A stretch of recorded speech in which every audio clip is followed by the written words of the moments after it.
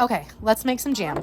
We went strawberry picking at one of the local farms a few weeks ago, which was awesome, but now I have way too many strawberries. I looked up a recipe to make some jam. I'm going to be really honest with you. I went back and forth like 5 times because I was like, I'm not a jam maker. And then I was like, oh, you're going to be a jam maker. And then I was like, come on, I don't even have any mason jars, at least not the small ones. But I decided to give it a go. I found a really easy recipe. Strawberries, sugar, let's do this. The recipe called for 4 cups of strawberries, 1 tablespoon of lemon juice, and 1 cup of sugar. I also was reading about jamming a little bit and read that if you don't use pectin and you want to still have like a nice consistency, the best way to do that is to bring your jam up to 220 degrees. So I think in the recipe, it said to cook it for like 10 to 15 minutes, but I did not pay attention to that. I just tried to get it up to 220 degrees. It took a while, but it finally came to a rolling boil, got it up to about 200 degrees, then 218, and I just could not get it past 218 degrees. After a while, I just said, that's it, and I pulled it off.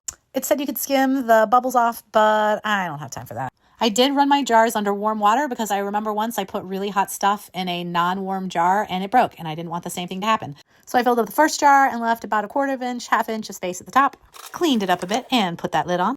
Filled up the second jar. It did not even come close to filling up all the way. It was about halfway. I'm going to be honest, this made less jam than I thought it would, but that's okay. It sat on the counter until it was cool enough to put in the fridge. Then it gets to sleep in the fridge till tomorrow.